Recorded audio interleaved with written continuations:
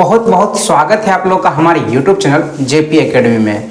तो आज के इस वीडियो में जो है ज्योग्राफी का मोस्ट इम्पॉर्टेंट वीवीआई जो ऑब्जेक्टिव क्वेश्चन है, जैसा कि आपका एग्जाम होने वाला है 16 फरवरी से, इसी साल 2024 का जो परीक्षा देने वाले हैं उनके लिए जितना भी चैप्टर का पांचों विषय का मोस्ट इम्पॉर्टेंट जो ऑब्जेक्टिव क्वेश्चन है जो एग्जाम में आएगा ही आएगा, ये आपको 100% गारंटी देते हैं, है ना। एकदम नहीं आएगा तो आप जो मन होगा वो कह सकते हैं, लेकिन आपको 100 में 100% गारंटी दे रहे हैं कि जो भी यहाँ पे ऑब्जेक्टिव क्वेश्चन आपके एग्जाम से पहले करवाने वाले हैं उससे बाहर ऑब्जेक्टिव क्वेश्चन नहीं आएगा। इतना आपको 100% गारंटी के साथ बोल रहे हैं। और हम लोग बात करें सब्जेक्ट जो है आपका पांचों सब्जेक्ट का ऑब्जेक्टिव क्वेश्चन लाएंगे। तो पहले ज्योग्राफी का चैप्टर वाइज जितना भी है चैप्टर वाइज ही लाएंगे, ठीक है। इससे इतना आप यदि लिख लेते हैं, है ना, समझ लेते हैं, तो इससे बाहर एकदम नहीं आएगा, है ना। ये बात आपको हम बार बार बोलेंगे कि इससे बाहर जो आपको ऑब्जेक्टिव बता देंगे यहाँ पे बोर्ड पे, उससे बाहर नहीं आएगा। तो हम लोग ज्योग्राफी का चैप्टर बाय चैप्टर आपको एग्जाम से पहले पूरा का पूरा वीडियो जो है प्रोवाइड करा देंगे। उसके अलावा आपका साइंस में भी हम लोग घुसेंगे, ठीक है। मैथ आप लोग बहुत अच्छे से कर चुके होंगे, ठीक है। लगभग बिहार के जितने विद्यार्थी हैं मैथ बहुत अच्छा होता है, तो मैथ के लिए फॉर्मूला सब जो है एक बार क्या करेंगे, पूरा एक ही वीडियो में आपका बढ़िया से बता देंगे।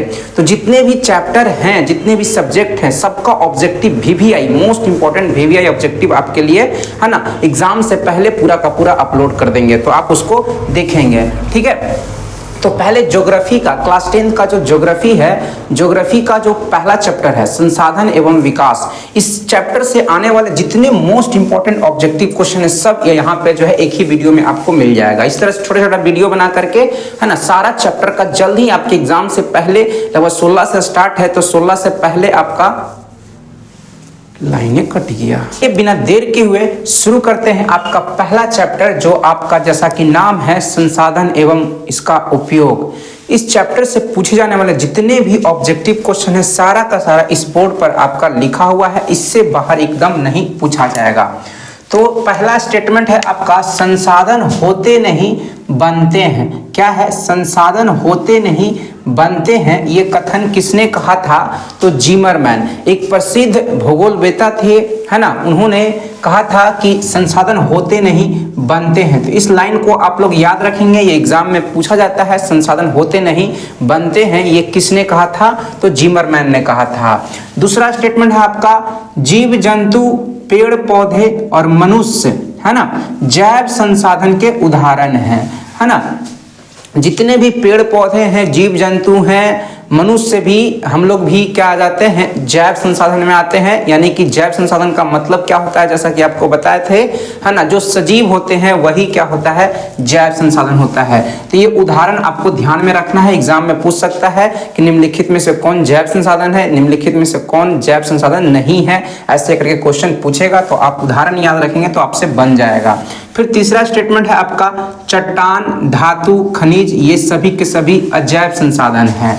अजैव कहने का मतलब जिसमें जान नहीं होता है, निर्जीव वस्तुएं जो होती है वो आपका क्या कहलाता है, अजैव संसाधन कहलाता है। जिसमें खनिज हो गया, धातु हो गया, चट्टान हो गया। खनिज क्या होता है, धरती के अंदर से उत्खनन करके खोद कर निकाले जाने वाले जो उपयोगी और बहुमूल्य पदार्थ होता है उसी को खनिज कहा जाता है। जैसे कि लोहा हो गया, आपका निकेल हो गया, तांबा हो गया, है ना, और भी बहुत सारे, सोना भी हो जाएगा, ठीक है। ये सभी चीजें जो है आपका अजैव संसाधन है। फिर आपका चौथा स्टेटमेंट है सौर ऊर्जा, पवन ऊर्जा, भूतापीय ऊर्जा, ज्वारीय ऊर्जा, जल, वन्य और वन्य प्राणी, ये सभी के सभी नवीकरणीय संसाधन के उदाहरण है। नवीकरणीय संसाधन का मतलब क्या हो गया, वे सभी संसाधन जिसकी पुनः पूर्ति हमेशा होते रहता है, ये कभी समाप्त नहीं होते हैं। तो उदाहरण आपको याद रखना है, एग्जाम में पूछेगा कि निम्नलिखित में से कौन नवीकरणीय संसाधन है या निम्नलिखित में से कौन नवीकरणीय संसाधन नहीं है, ऐसे करके क्वेश्चन आपसे पूछेगा। तो कौन नवीकरणीय है, कौन अनवीकरणीय है, ये जब आप जान जाएंगे तो आपसे क्वेश्चन नहीं छूटेगा, ठीक है। फिर आपका नेक्स्ट स्टेटमेंट है जीवाश्म ईंधन। जीवाश्म ईंधन जो है आपका क्या है, अनवीकरणीय संसाधन का उदाहरण है। जीवाश्म ईंधन का मतलब क्या होता है ना, और वैसे ईंधन जिसका निर्माण जो होता है किससे होता है, जीवों के अवशेष से होता है ना, पेड़ पौधों के अवशेष से होता है। जैसे कि इसका सबसे अच्छा एग्जांपल है कोयला, पेट्रोलियम और प्राकृतिक गैस। प्राकृतिक गैस में आपका सीएनजी आता है, सीएनजी प्लस एलपीजी, ठीक है, ये आपका प्राकृतिक गैस के अंतर्गत आता है। सीएनजी में होता है कंप्रेस्ड नेचुरल गैस, इसका मुख्य घटक जो होता है मीथेन होता है, CH4 होता है। और एलपीजी लिक्विफाइड पेट्रोलियम गैस, इसका मुख्य घटक जो होता है ब्यूटेन होता है। इसके अलावा एलपीजी में जो है आपका एथेन, प्रोपेन और ब्यूटेन, ये सभी चीजें पाई जाती है। मुख्य रूप से ब्यूटेन इसमें पाया जाता है। सिगरेट के लाइटर में आपका ब्यूटेन नामक जो है आपका है ना गैस पाया जाता है, ठीक है। तो ये तीनों जो है आपका क्या है, प्राकृतिक गैस का मतलब कि जीवाश्म ईंधन का उदाहरण है ना। जीवाश्म ईंधन के अंतर्गत आपका कोयला, पेट्रोलियम, प्राकृतिक गैस आता है। ये तीनों के तीनों जो है आपको ध्यान में रखना है, ये अनवीकरणीय संसाधन है जिसकी पुनःपूर्ति होने में बहुत लंबा समय लगता है ना, इसकी पुनःपूर्ति होने में बहुत ही देर लगता है, ठीक है। तो इस बात को आप ध्यान में रखेंगे, ठीक है, बहुत ही काम आएगा आपको। ऑब्जेक्टिव फिक्स है कि यही सब क्वेश्चन पूछेगा, ठीक है। फिर आपका नेक्स्ट स्टेटमेंट है आपका है किसी देश के समुद्री तट से 200 किलोमीटर दूर 200 किलोमीटर दूर तक के क्षेत्र को आर्थिक अपवर्जक क्षेत्र कहा जाता है। आपसे ऑब्जेक्टिव में आएगा कि आर्थिक अपवर्जक क्षेत्र है ना कहते हैं, तो किसी समुद्र तट से 200 किलोमीटर दूर तक के क्षेत्र को है ना आर्थिक अपवर्जक क्षेत्र कहा जाता है। तो ध्यान में रखेंगे ये बात, ठीक है। फिर आपका स्टेटमेंट है समुद्री क्षेत्र में तट से 12 समुद्री मील, कितना समुद्री मील, 12 समुद्री मील यानी कि 22.2 किलोमीटर के आसपास का जो क्षेत्र है ना, वो राष्ट्रीय संपदा, राष्ट्रीय संपत्ति कहलाता है। यानी कि कोई भी देश है, भारत ही देश है, तो भारत से का जो आपका तट रेखा है, समुद्र की जो तट रेखा है, जैसे कि ये आपका गुजरात है, ठीक है, ये आपका इस तरह से, ये जो तट रेखा है यहाँ से 12 समुद्री मील, कितना 12 समुद्री मील जो है दूर तक का जो क्षेत्र है वो राष्ट्रीय संपत्ति के अंतर्गत आता है। किलोमीटर में आपका 22.2 किलोमीटर लगभग हो जाएगा, ठीक है। तो ये सब ऑब्जेक्टिव में आपका आ सकता है, एकदम आ सकता है, ठीक है। फिर आपका मानव एवं तकनीक का शोषणात्मक दोहन है ना को ही डाकुओं की अर्थव्यवस्था कहा जाता है। एकदम पूछा हुआ क्वेश्चन है, डाकुओं की अर्थव्यवस्था कहा जाता है। तो मानव और तकनीक का, टेक्नोलॉजी का यानी कि प्रौद्योगिकी का शोषणात्मक दोहन ही क्या कहलाता है, डाकुओं की अर्थव्यवस्था कहलाता है। फिर आपका है संसाधनों का नियोजित एवं विवेकपूर्ण तरीके से उपयोग करना क्या कहलाता है, संसाधन संरक्षण कहलाता है। आपसे पूछ सकता है कि संसाधन संरक्षण कहते हैं, तो उसमें बहुत तरह का ऑप्शन होगा, जिसमें एक ऑप्शन यह भी होगा कि संसाधनों का नियोजित तरीके से और आपका नियोजित तरीके और आपका विवेकपूर्ण तरीके से उपयोग किया जाना ही क्या कहलाता है, संसाधन संरक्षण कहलाता है। फिर आपके पास एक और स्टेटमेंट है, हमारे पास पेट भरने के लिए सब कुछ है लेकिन पेटी भरने के लिए कुछ भी नहीं है। ये कथन किसने कहा था, तो ये गांधी जी का कथन है। गांधी जी ने कहा था, संसाधन के संरक्षण से संबंधित एक बात बताया था, ठीक है, जो कि एग्जाम में पूछा जाता है कि हमारे पास पेट भरने के लिए सब कुछ है लेकिन पेटी भरने के लिए कुछ नहीं है। ये कथन किसने दिया था, तो गांधी जी का नाम याद रखेंगे, गांधी जी पर टिक करेंगे। फिर आपका है नर्मदा बचाओ आंदोलन के नेता कौन थे, मेधा पाटेकर, है ना, मेधा पाटेकर। नर्मदा नदी पर जो है सरदार सरोवर नामक बांध बनाया जा रहा था, उसके निर्माण के विरोध में मेधा पाटेकर ने जो है ना नर्मदा बचाओ आंदोलन चलाया था, ठीक है। फिर आपका नेक्स्ट लाइन है, चिपको आंदोलन के नेता पूछा जाता है आपके एग्जाम में, सुंदरलाल बहुगुणा। चिपको आंदोलन आपका पेड़ों को कटने से बचाने के लिए यह आंदोलन चलाया गया था, है ना, जिसके नेता थे सुंदरलाल बहुगुणा, याद रखेंगे, आपके एग्जाम में आएगा।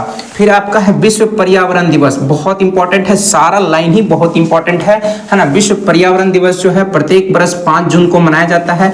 कब मनाया जाता है, 5 जून को मनाया जाता है। ये शुरुआत हुआ था स्वीडन की राजधानी स्टॉकहोम में 1972 में इसका शुरुआत हुआ था, ठीक है।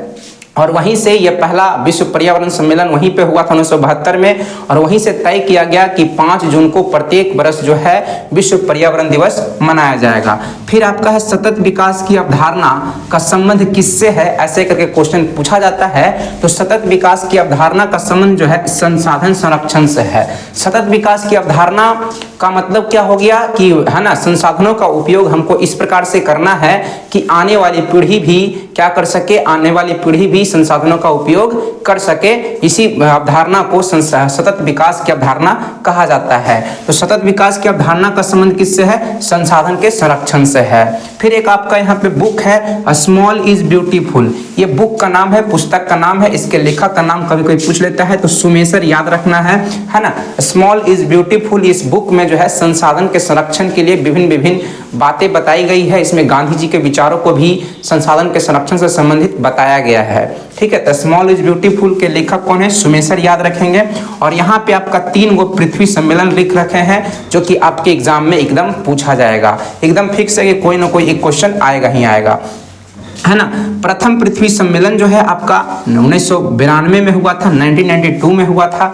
कहाँ हुआ था? रियो डी जेनेरियो, जो कि आपका ब्राजील नामक देश में पड़ता है। दूसरा पृथ्वी सम्मेलन जो है आपका 1997 में हुआ था, है ना। इसको +5 सम्मेलन के नाम से भी जाना जाता है ना। द्वितीय पृथ्वी सम्मेलन को जो है +5 सम्मेलन के नाम से, +5 सम्मेलन के नाम से भी जाना जाता है, जो कि आपका न्यूयॉर्क नामक शहर में हुआ था। और ये यूएसए में, यूनाइटेड स्टेट ऑफ अमेरिका में, संयुक्त राज्य अमेरिका में पड़ता है।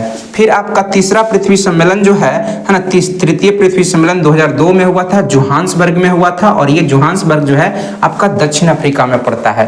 तो आपके एग्जाम में क्वेश्चन कोई भी, तीनों में से कोई भी आपसे पूछ सकता है कि द्वितीय पृथ्वी सम्मेलन कब हुआ था, तो 1997 आप टिक मारेंगे, कोई भी ऑप्शन रह सकता है ना।